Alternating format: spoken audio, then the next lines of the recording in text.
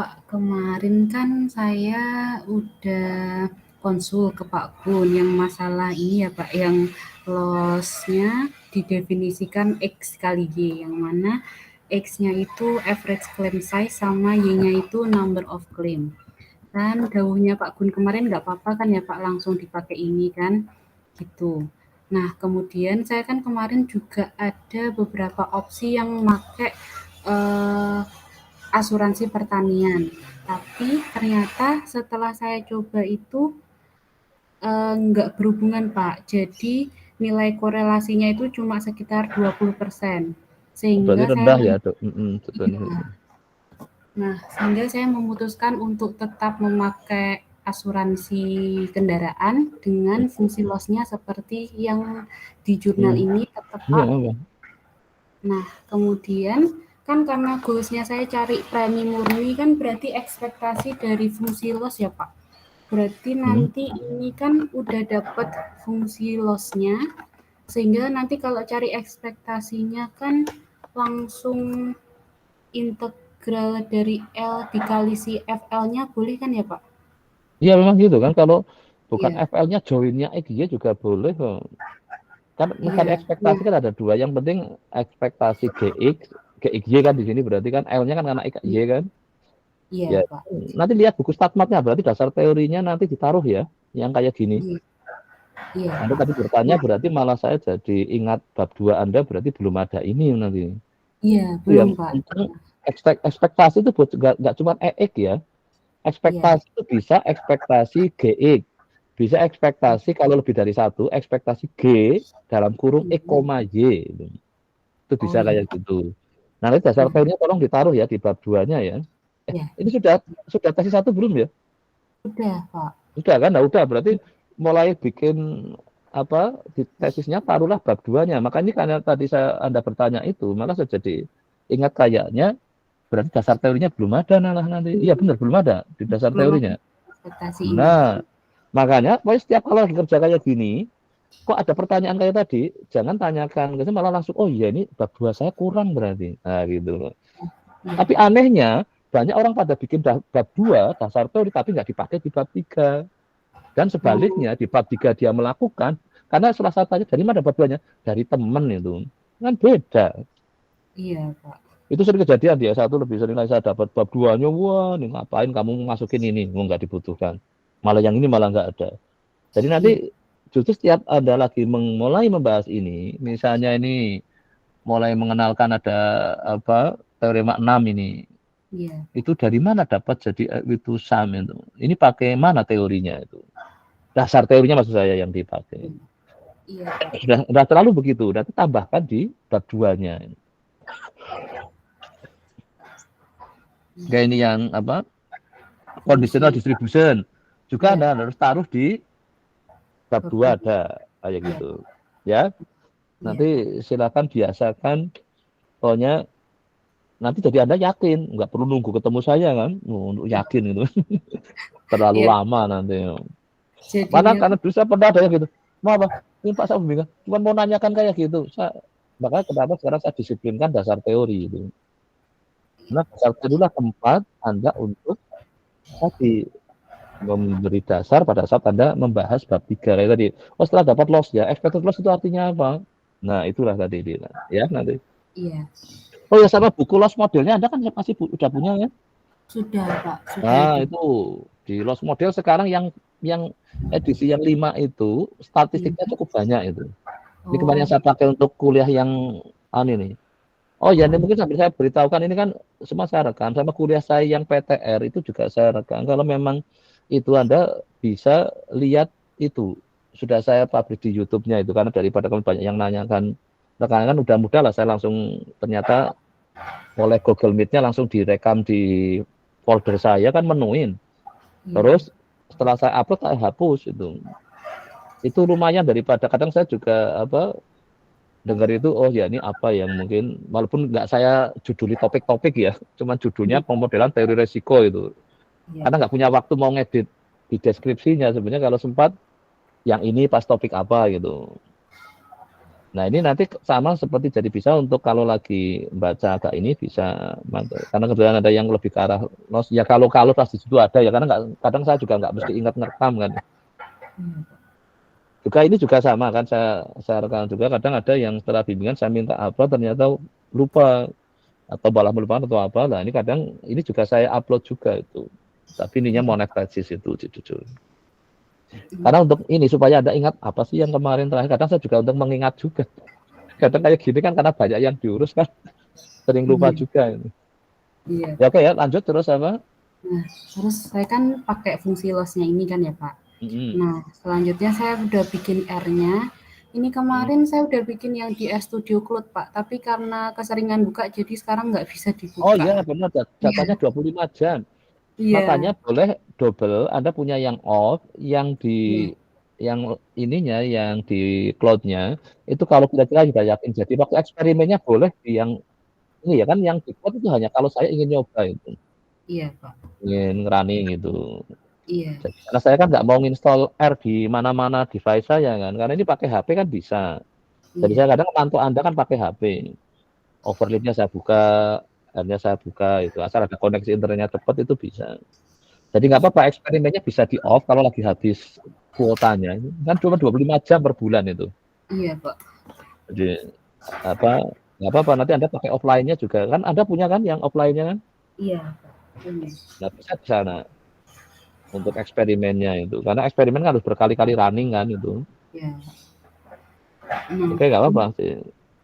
sudah saya definisikan juga, Pak. Tadi kan yang di Hmm. jurnal kan rata-rata average-nya sama jumlah klaim ya ini, Pak. Average-nya sama number of claim-nya. Ini sudah saya definisikan juga frekuensinya sama jumlah klaim ini sama rata-ratanya, Pak. Kemudian yang pertama kan cari dulu nilai kopula terbaiknya ya, Pak, untuk ke fungsi loss-nya yang tadi. Ini setelah saya ini kan dapat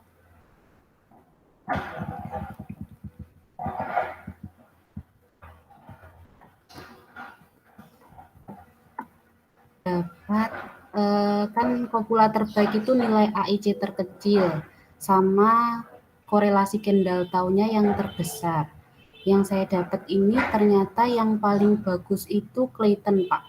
Nilai korelasi Kendall taunya 0,89, berarti 89%. Sehingga yang nanti yang saya pakai parameternya itu dari parameter yang tetanya itu teta dari Clayton.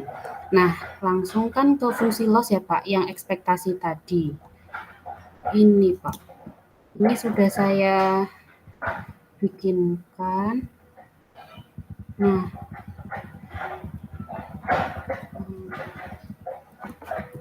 tapi hasil ekspektasinya kayak gini, Pak. Minnya sekitar ini. Variansinya kok 0 ya, Pak. Terus saya coba kalau min dari L biasa, min dari variabel L biasa itu hasilnya sekian, Pak. Nggak sama. Waktu saya ekspektasikan sama biasa. Saya bingungnya ini, Pak.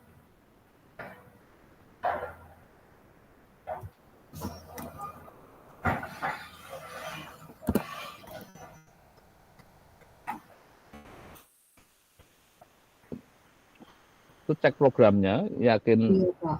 ada masalah enggak. Kalau ketemu nol kayak gitu mesti ada sesuatu yang entah di formulanya yang waktu ngentri ke programnya. Karena Iya, pernah kejadian itu iya, Pak. hasil komputernya salah. Hmm, Waktu saya pakai untuk ngabimbingan di S1 untuk sampai saya bingung running berkali-kali pakai punya papernya loh itu datanya iya. persis. Ternyata setelahnya saya kirim MATLAB-nya waktu masih MATLAB dan saya kirim ke penulisnya. Ternyata dia teorinya benar tapi yang salah programmer saya gitu. Kalau saya Oh, penasaran kan. iya, Pak. Jadi kadang ada kayak gitu. Tapi kalau sampai yang kedapatan teorinya yang salah lah itu kan itu jatahnya yang orang S3 malah senang jadi ada penemuan kan. Iya. Nah di sini kalau ada ketemu gitu coba cek di komputasinya yakin nggak ini Anda pakai package atau pakai yang ini Pakai biasa, Pak. program Iya, rakit sendiri iya. Yang karena kayak di R banyak gitu. orang bikin library itu saya pernah kemarin jumpai library-nya judulnya beda tapi isinya sama Jadi library kan bisa bikin kan itu. Iya. Karena ini kan open source ya, beda dengan MATLAB kan itu kan jadi ya saya pengalaman ini setiap kuliah saya nugasi pakai ini kan, Encron. Library-nya beda, judulnya tapi ininya sama hasilnya. Berarti kan programnya sama di dalamnya kan. Iya. Nah ini maka nanti coba dicek kalau Anda ngerakit sendiri. Kadang memang di program kayak gitu, tapi kalau sampai tadi dapat ada, ini kayaknya di sini mungkin di sisi sintaknya bisa. Kalau kedapatan angka pun belum tentu itu juga benar kan. Iya. Kalau angkanya agak aneh. Iya. Itu Pak yang saya bingung kok hasil waktu ekspektasi pakai rumus sama min sendiri itu kok beda gitu. Nanti treat aja per ininya. Karena memang ya boleh dikatakan asiknya main kayak gini kan kayak orang main game, jadi harus termati kira-kira di. Iya Pak. Terus juga Anda bisa masuk komunitasnya ya, yang komunitas R itu. Itu kalau lihat yang Cloud-nya ada itu. Saya dulu pernah komunikasi kayak gitu ya dengan, karena kadang tanya teman di sekitar kita, ini kayak saya misalnya mau ngecek ke dalam kayak gini kan ya enggak mungkin kan, mau ada waktu mau mana kayak bisa langsung tahu salahnya kan enggak mungkin kan. Iya. Jadi, saya dulu waktu itu udah saya kontak, malah akhirnya dapat malah orang Norwegia apa yang terus dapat orang Australia, pas ketemu di suatu forum malah dikasih buku ini loh, saya punya banyak algoritma ini, buku khusus tentang komputasi kayak gini. Pernah dari orang ngomong dikasih list MATLAB banyak banget itu. Perlu milih-milih sendiri. Ya nggak langsung ini, tapi saya curhat-curhatan kayak gitu. Iya. Kan ada community itu. Nah manfaatnya banyak, latihan bergaul seluas mungkin. Karena kadang nggak mungkin kayak gini saya wah kira-kira di mana ya kan, nggak mungkin dengan cepat saya juga ngelihat kan. Iya. Tapi yang penting kalau saya hanya setelah feeling aja, karena pengalaman di programming kan sering ada, sudah hasil pun ada yang aneh, saya mulai agak curiga kan, ini kayaknya enggak, ini minnya sudah dapat kan, ini kok varian malah nggak nongol.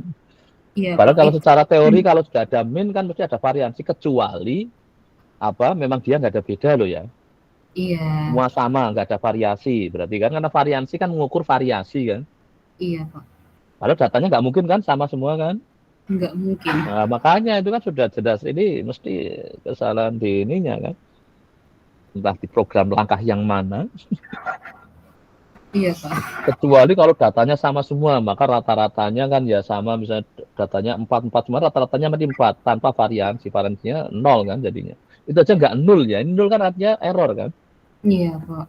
Kalau 0 malah masih ya, oh berarti datanya sama semua, ini nggak ada variasi. Iya, Kalau ini Pak. jelas ada sisi di programmingnya lah itu. Iya. Oke, nanti silakan, ini tantangan untuk Anda kan yang lagi ya. Kalau syukur dari teman-teman yang sama, karena sekarang pemakai R kan makin banyak gitu, karena semua kuliah saya sekarang saya dorong pakai R, terutama R yang cloud itu. Kan dulu pernah ikut kuliah saya, pernah ya? Pernah, Pak. Itu sudah pakai R belum? Sudah, yang itu resiko. Dari resiko kan sudah kan, jadi sudah itu kan semua sudah dorong pakai R. Jadi yang sekarang komunitas R di ini sudah banyak itu. Iya, Karena yang S3 pun saya bawa ke R, yang S1 semua R. Sama LaTeX sama R. Jadi tadi ada yang masalah LaTeX ya, nanti bisa ada tanya. Kan saya buatkan grup ini. Iya. Ya silakan, pokoknya Anda bisa punya narasumber ke siapa aja lah untuk ini. Iya, tinggal ini aja Pak. Ya oke, berarti sudah ada progres lah lumayan, tinggal diteliti lagi aja di. Terus satu lagi Pak, saya mau nanya, kan kalau misalkan di jurnal-jurnal kayak gini, si frekuensinya udah diasumsikan distribusinya Poisson sama yang jumlah klaimnya itu berdistribusi gamma ya Pak. Nah, kemudian saya ini sebenarnya data saya itu saya coba waktu Kolmogorov-Smirnov itu nggak berdistribusi seperti itu Pak. Jadi apa?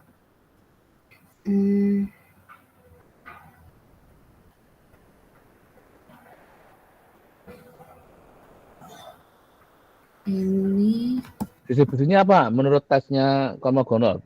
Distribusinya belum tahu Pak, ini saya coba satu-satu. Ini nggak distribusi gammanya, p-value-nya ini kecil Pak.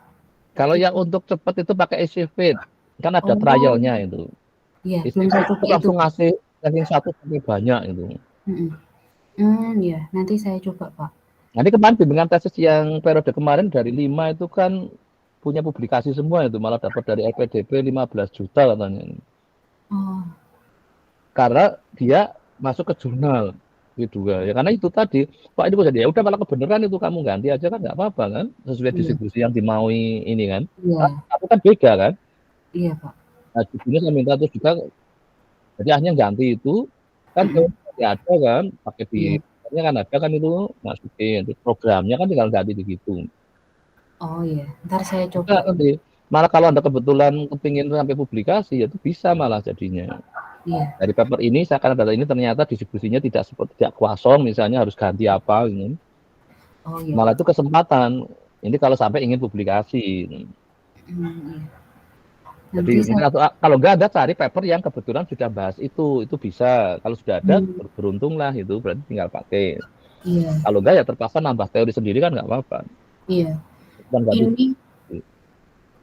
Ini cuma ada yang kayak gini, Pak. Misal nggak diketahui distribusinya, transformasinya kayak gini. Cuma gitu aja, Pak. Tapi nanti saya coba ke EasyFit dulu. Kalau misalkan itu cocok ke suatu distribusi, saya ganti. Ya VVR. nggak usah yang ranking satunya misalnya Hmm, gitu. Kalau ranking satunya sulit ya cari ranking yang keduanya atau ketiganya kan lumayan. Gitu. iya, Kan di Pak. sini ngasih ranking kan itu. Iya, iya, iya, Pak. Yang mana yang paling cocok? Ya karena kalau pakai R kan harus satu-satu. Anda harus ngincer-ngincer distribusi apa kan. Iya. Nah kemarin malah ada yang harus terpaksa creating new distribution pakai yang mixture itu. Yang di Hmm, cross model kan ada kan mixture itu. iya. Nah, tapi anak kalau Itu apa susah, Pak. mahasiswa S3 nggak apa-apa. Kalau S2 ya kasihan saya bilang lama. Yang S3 aja lama jadinya. Iya, itu Kan harus soalnya create susah. teorinya jadi banyak berubah. Tapi kalau bagi S3 kan kebetulan yang Iya, dicari kan memang itu. iya. Kalau S2 yang penting bisa mengkomparasi kalau tadi dipaksakan pakai kuasong, hasilnya mungkin lebih jelek. Kalau pakai ini Mhm, lebih baik. Kan cuma kayak gitu kalau S2 kan. iya. Iya, baik. Ya, Nanti malah ini silakan nanti dicoba ya di ya nggak harus EasyFit. ranking 1 lah di isi fitnya. Iya, Kalau memang sulit nanti yang kira-kira ya nggak terlalu sulit lah. Wong ini kan S2 jadi saya nggak nuntut terlalu ini kan. iya. Ya kayak Selesai dulu yang bab 2 ya, Pak. Saya tambahin yang ya, ekspektasi tadi. ya dasar teori ya tolong tambah-tambahkan ya. Iya, Pak. Ya, setiap Anda butuh statmat, ambil buku statmat ya. Karena Anda sudah punya buku statmat kan itu dari kuliah statmat kan. Iya, sudah, Pak. Oke, silakan ditambahkan di dasar teori. Iya. Ya, terima kasih, Pak. Oke, udah cukup ya Almira ya. Berikutnya tadi siapa ya? Oh, Ramli ya. Ini teman Iya, dua Pak. aja. Saya. Silakan Ramli ya. Anda sudah tesis 1 juga ya? Sudah ya? Sudah, Pak, sudah. Udah ya, oke. Berarti sekarang untuk persiapan tesis 2-nya silakan. Ya, bentar.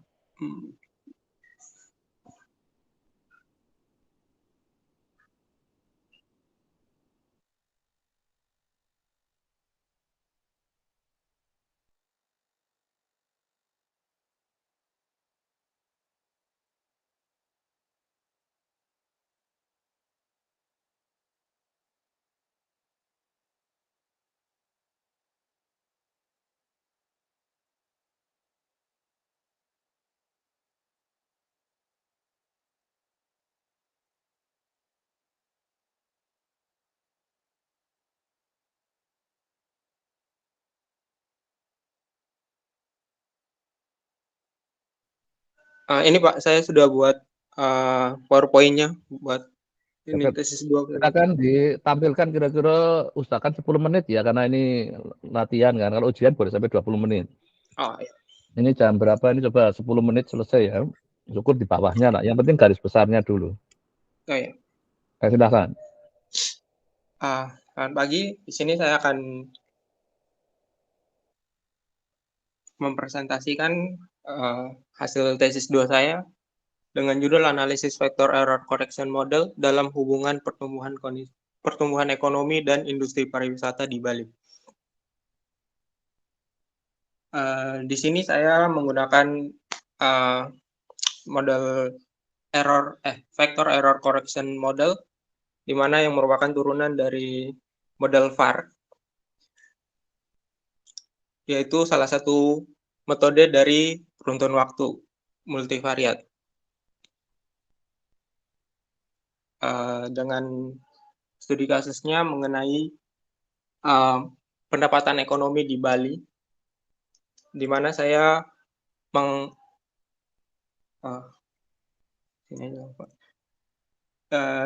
rumusan masalah yang ada di penelitian ini. Yang pertama yaitu bagaimana prosedur vector error correction model, yang kedua bagaimana model VCM, jumlah kunjungan wisatawan mancanegara, jumlah kunjungan wisatawan Nusantara, pendapatan industri pariwisata dan pertumbuhan ekonomi di Provinsi Bali. Yang ketiga, berapa prediksi jumlah kunjungan wisatawan mancanegara, jumlah kunjungan wisatawan Nusantara, pendapatan industri pariwisata di Bali, dan pertumbuhan ekonomi di Bali.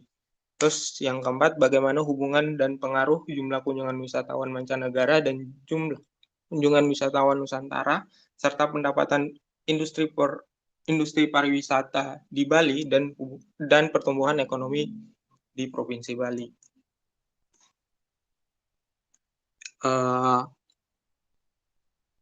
Beberapa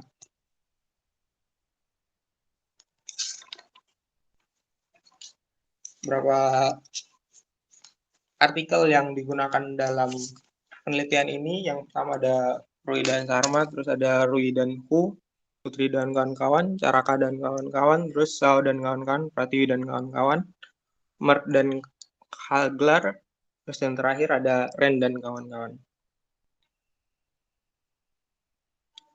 Berikut model dari vector error correction model, yaitu delta Y T sama dengan Pi dikali dengan YT-1 ditambah dengan jumlahan dari gamma I delta YT min I dari I sama dengan 1 sampai P min 1 ditambah dengan UT. Nah, berikut variabel dalam penelitian ini yaitu ada 4 variabel endogen, yaitu yang pertama variabel PDRB yang merupakan PDRB Provinsi Bali sebagai proksi dari pertumbuhan ekonomi berbentuk triwulan dari 2013 sampai 2022. Yang berikut ada variabel PAR yang merupakan pendapatan lapangan usaha, akomodasi, dan penyediaan makan dan minum sebagai proksi dari jumlah pendapatan industri pariwisata di Bali berbentuk triwulan dari 2013 sampai 2022. Yang ketiga ada variabel NUS yang dimana merupakan jumlah kunjungan wisatawan Nusantara ke Bali berbentuk bulanan dari 2013 sampai 2022.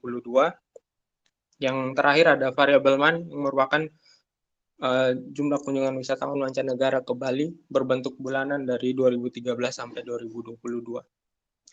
Nah, karena ada 2 variabel yang merupakan variabel triwulan dan 2 variabel lainnya merupakan variabel bulan, di sini saya mengubah data dari triwulan menjadi bulanan dengan menggunakan disagregasi data sementara. Nah, variabel pada lampiran 1 kemudian saya ubah menjadi variabel bulanan pada lampiran 2. Yang berikut variabel bulanan pada lampiran 2 saya plotting menjadi grafik yang ditampilkan. Terlihat pada grafik PDRB terdapat tren yang menanjak. Terus pada variabel PAR juga terdapat tren dari 2013 sampai akhir 2021. Berikut juga variabel MAN terdapat tren dari 2013 sampai akhir 2021.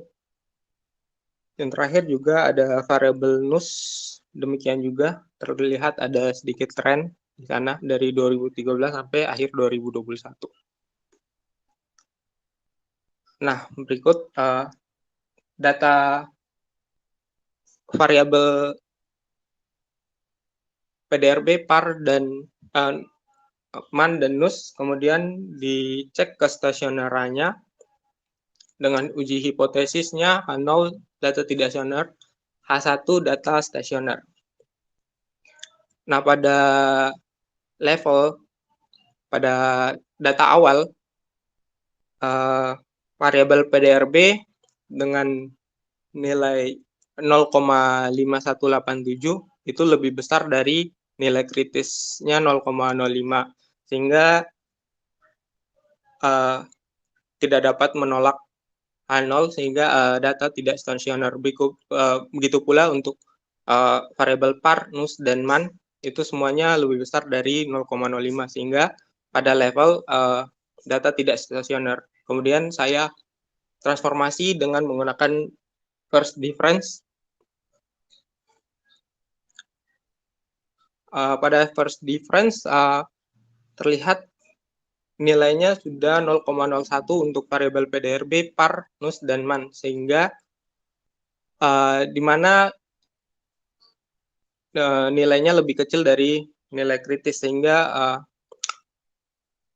hasilnya menolak H0, sehingga data sudah stasioner pada first difference.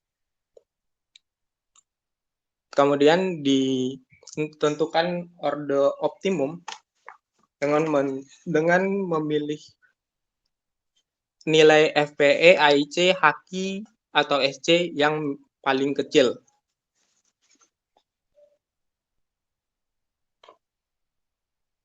Terlihat untuk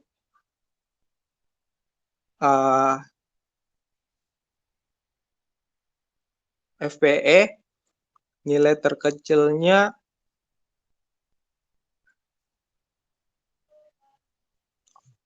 pada log 10 untuk AIC juga pada log 10, untuk HQ pada log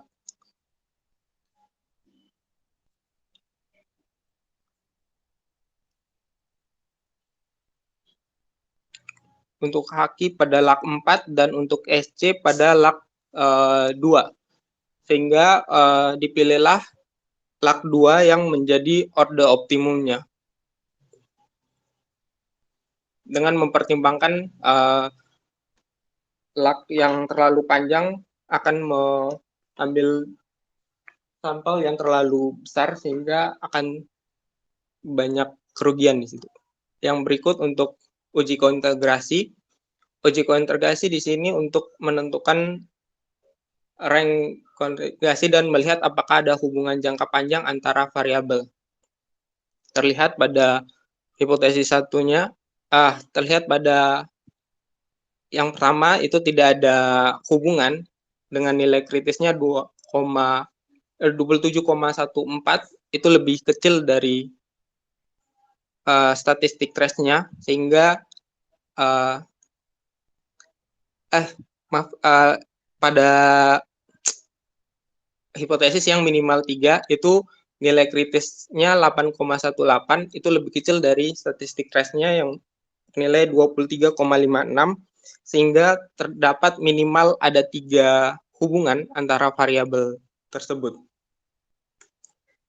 Nah, dengan mengetahui order terbaiknya ada di log 2, terus ada 3 hubungan, dapat dibentuk model VHM1 dengan menggunakan data dari Januari 2013 sampai September 2022, seperti ditampilkan pada slide. Berikut untuk uji diagnostik model dilakukan dengan uji Portman-Tau dengan menguji keberadaan autokorelasi pada model VHM1 dengan menguji hipotesis H0 tidak terdapat log 1 tidak terdapat log dari log 1 sampai log 112. H1-nya tidak terdapat paling sedikit satu autokorelasi dari log 1 sampai log 112. Karena p-value lebih besar dari 0,5, maka karena p-value-nya lebih kecil dari 0,5, maka diambil keputusan untuk menolak H0, yang berarti tidak terdapat autokorelasi pada residual model dari log 1 sampai log 112. Berikut untuk keakuratan peramalan. Yang pertama akan dilihat keakuratan peramalan yaitu pada data variabel PDRB. Dengan model tadi diperoleh nilai ramalannya dari bulan Oktober 2022 sampai Maret 2023 ditampilkan pada slide. Pada kolom sebelumnya terdapat nilai aktualnya dari PDRB dari Oktober 2022 sampai Maret 2023 menghasilkan nilai MAPE sebesar 4%, di mana nilai tersebut nilai yang sangat akurat untuk sebuah peramalan karena lebih kecil dari 10%. Berikut untuk variabel PAR juga terlihat pada tabel bahwa nilai MAPE-nya 5%, di mana lebih kecil dari 10%. Peramalan tersebut dinilai sangat akurat. Berikut untuk variabel NUS, terlihat untuk variabel NUS MAPE-nya itu sebesar 17%, di mana peramalan di sini dinilai peramalan yang baik. Yang berikut untuk nilai MAPE dari MAN itu sebesar 13%, juga merupakan peramalan yang baik. Nah, berikut untuk hasil peramalan dari variabel PDRB, PAR, NUS, dan MAN dari April 2023 sampai September 2023 dengan menggunakan model VHM1. Dapat dilihat pada slide. Nah, yang berikut untuk analisis kausalitas Granger, di sini untuk melihat adanya hubungan antara variabel yang satu dengan variabel yang lain. Hipotesis pada pengujian ini, H0-nya X tidak Granger Cause Y, H1-nya X Granger Cause Y. Untuk kausalitas Granger terhadap variabel PDRB. Jadi, dimisalkan variabel PDRB sebagai variabel endogennya dan variabel lainnya sebagai variabel eksogen. Di mana untuk yang pertama variabel PAR itu menghasilkan nilai p-value-nya 0,4417 karena lebih besar dari 0,05 berarti tidak dapat menolak H0 yang berarti variabel PAR tidak Granger Cause terhadap variabel Y. Yang berikut untuk variabel NUS p-value-nya lebih kecil dari 0,5 sehingga sehingga menolak H0 di mana variabel NUS itu Granger Cause terhadap variabel PDRB. Berikut juga variabel MAN itu Granger Cause terhadap variabel PDRB. Yang berikut bisa dilihat untuk analisis kausalitas Granger terhadap variabel PAR-nya, di mana di sini saya misalkan variabel PAR sebagai variabel Y atau variabel endogen, di mana variabel lainnya itu sebagai variabel eksogen atau variabel X-nya. Untuk yang pertama, untuk dapat dilihat pada tabel, p-value semua variabel itu lebih kecil dari 0,5 sehingga semua variabel Granger Cause terhadap variabel PAR. Nah, berikut untuk analisis impulse response function. Analisis IRF ini itu secara visual menunjukkan respon dari suatu variabel terhadap menghadapi suatu shock dari variabel suatu shock yang diberikan oleh variabel lain. Nah, di sini untuk yang pertama saya akan melihat respon dari variabel PDRB terhadap shock yang diberikan dari variabel lainnya. Yang pada gambar pertama itu ada variabel MAN yang memberikan shock terhadap variabel PDRB, di mana terdapat saat bulan pertama sampai bulan ketiga itu respon dari adanya shock dari MAN itu PDRB positif dari bulan pertama sampai bulan ketiga dan akan kembali normal setelah bulan periode ke-15. Untuk variabel NUS itu memberikan shock di mana akan terjadi penurunan dari bulan pertama sampai bulan ketiga dan akan kembali normal itu setelah bulan periode ke-15. Berikut juga ada variabel PAR itu memberikan shock positif terhadap PDRB dari bulan pertama sampai bulan ke-5 dan akan kembali normal pada periode ke-15. Untuk variabel PDRB sendiri akan memberikan shock negatif terhadap variabel PDRB itu sendiri dan akan kembali normal pada periode ke-15. Untuk grafik berikut, fungsi respon influx dari variabel PAR terhadap shock yang diberikan oleh variabel-variabel lainnya. Yang pertama ada variabel MAN, itu menyebabkan nilai PAR akan menaik dari bulan pertama sampai bulan ketiga dan akan kembali normal setelah bulan ke-10. Sedangkan untuk variabel NUS itu akan terjadi penurunan dari bulan pertama sampai bulan ke-3 dan akan kembali normal setelah bulan ke-10. Berikut juga ada variabel PAR yang mendapat pengaruh positif dari bulan pertama sampai bulan ke-4 dan akan kembali normal setelah bulan ke-10. Sedangkan untuk PDRB itu akan terkena dampak yang positif dari bulan pertama, bulan kedua, dan akan negatif setelah bulan kedua sampai bulan ke-5 dan akan kembali normal pada bulan ke-10. Yang terakhir ada dekomposisi ragam. Itu melihat kontribusi dari setiap variabel dalam peramalan variabel lainnya selama beberapa periode ke depan. Di sini yang pertama untuk variabel PDRB itu untuk melihat seberapa besar pengaruh dari variabel lainnya. Pada kolom pertama bisa dilihat variabel PDRB sendiri itu pada baris pertamanya, pada periode pertamanya PDRB 100%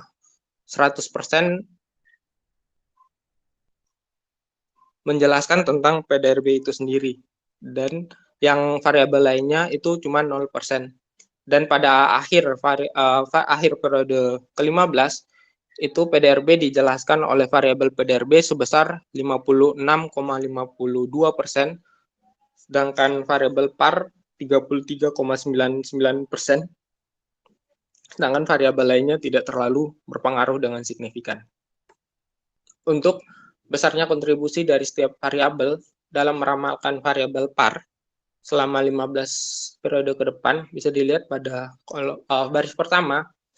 Pada periode pertama itu variabel PDRB itu lebih besar menjelaskan variabel PAR itu sendiri, yaitu sebesar 66,39%, sedangkan untuk variabel PAR sendiri itu hanya menjelaskan variabel PAR itu sendiri sebesar 33,61%. Sedangkan variabel NUS dan MAN itu tidak menjelaskan atau tidak berkontribusi sama sekali terhadap variabel PAR. Sampai periode ke-15, variabel PDRB itu sendiri masih menjelaskan variabel PAR sebesar 51,18%, variabel PAR sebesar 38,41%.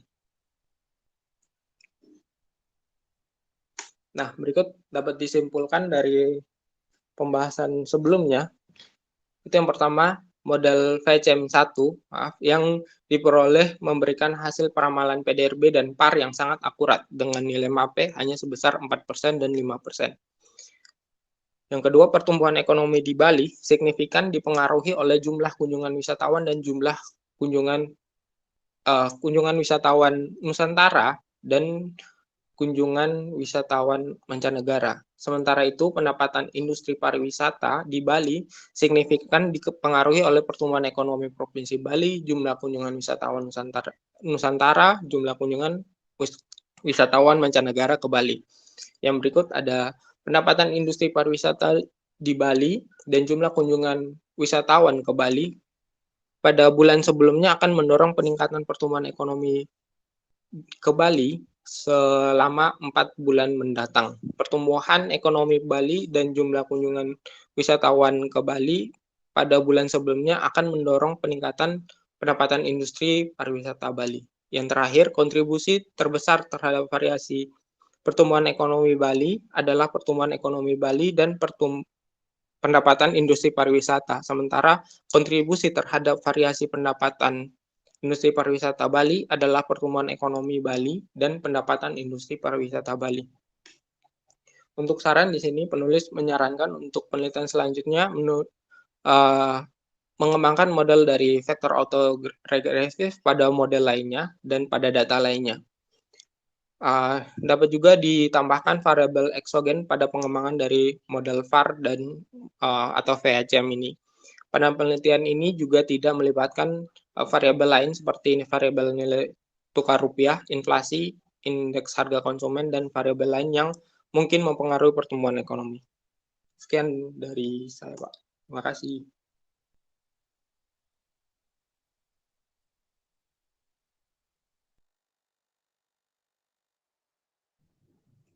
Oke, yang pertama itu terkait kenapa Anda pakai VHM ya, tadi dimulainya kayaknya di aspek teorinya kurang jelaskan itu tuh. Coba ke judul terus mulai awal. Jadi kenapa Anda mau membahas apa? Pertumbuhan apa ini?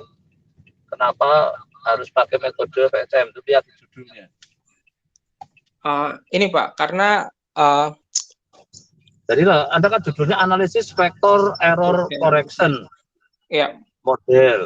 Berarti kan Ya, Anda kayak menganalisis si modelnya.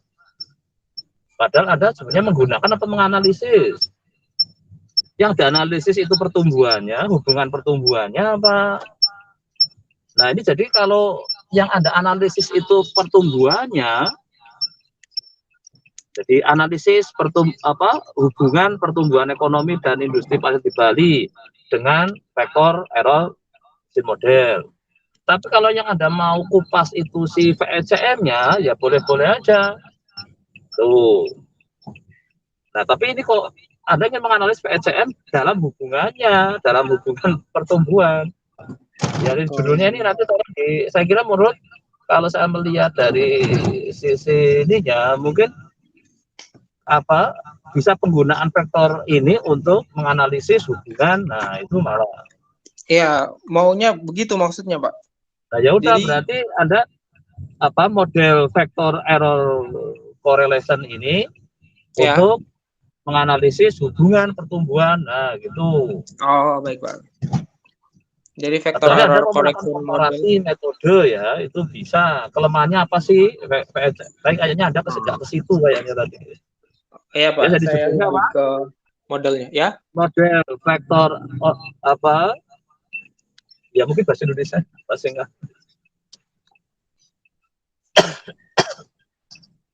Ya bisa juga ya vektor VECM untuk analisis hubungan pertumbuhan ekonomi dan industri pariwisata di Bali. Mungkin kalau bahasa Inggrisnya nggak bisa di Indonesia kan ya itu. Ada bahasa Indonesianya nggak itu? Ya. Ada bahasa Indonesianya nggak? VECM bahasa Indonesianya apa?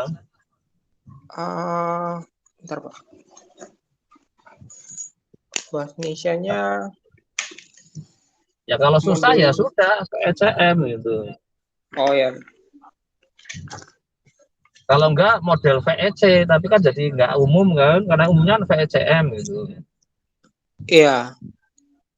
Ya udah VECM untuk analisis hubungan pertumbuhan VECM ekonomi dan pariwisata.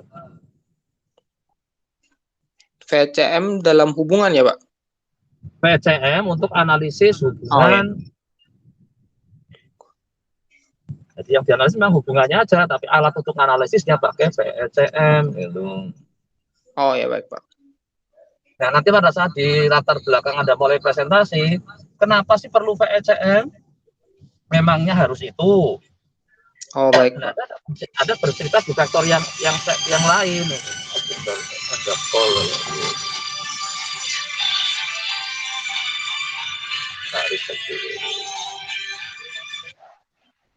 Oke.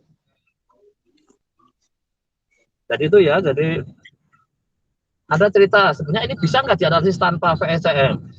Bisa nggak? Kalau dalam kasus ini kan ada beberapa metode nih.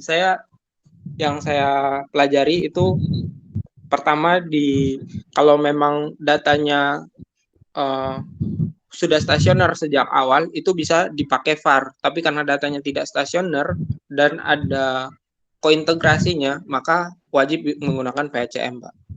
Nah, nanti di ininya di depannya lagi ada nggak yang nggak Ada, harus Pak. pakai Saya apa? sebenarnya jelaskan, Pak. Ada penjelasannya. Tapi kan tadi saya mencoba buat lebih cepat, jadi saya skip yang Nah, penjelasan ini itu. cara memilih mana yang penting itu ya harus hati-hati. Oh ya, Pak. Padahal itu penting kan. Oh ya. Walaupun Nanti saya akan tambahkan. tetap Saya akan tambahkan di kepentingannya. PPT-nya. Oke, besok jadi kalau karena Anda masuk ke PECM-nya itu perlu itu 1 slide atau 2 slide itu perlu ngomong itu. Oh ya, Pak. Karena S2-nya kan S2 matematik kan, berarti S2 di metodenya. Iya, Pak. Lain kok susah pakai itu. Jadi sebenarnya kalau kondisinya kayak gini cukup pakai ini. Karena kondisinya gini harus pakai ini aja gitu. Oh ya, Pak. Ya nanti biasanya kan setiap metode ada kayak klausul prasyaratnya lah itu. Ya ya. Di tesisnya sudah dijelaskan, tapi di PPT-nya Ya yang udah di presentasinya loh ya. ya. Jadi Pak, kalau misalnya Anda nanti latihan butuh waktu 20 menit, mungkin Anda kan harus mempercepat ini, nanti bagian mana yang dikurangi. Oh, baik, Pak. Jadi kita tadi sudah cukup alurnya. Paling ujiannya mungkin ya minggu depan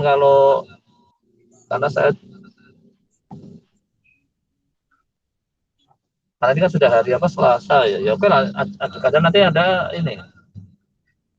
Kirim berkasnya lewat PDF, lewat WA aja nggak apa-apa. Oh, baik, Pak. Mungkin saya tanda tangannya nanti ini sudah saya lagi ada acara.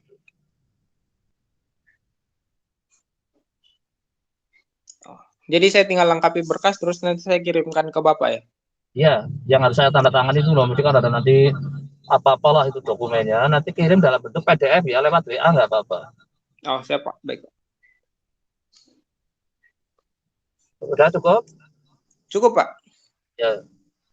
Karena saya pikir tadinya mau tak barengkan Almira, tapi kelihatannya Almira belum siap tadi kayaknya. Masih ada trouble. Iya, Ya nanti Almira ada kayaknya masih ada trouble. ya. Ini, Pak, Hastia juga nggak muncul ya padahal. Hastia padahal saya.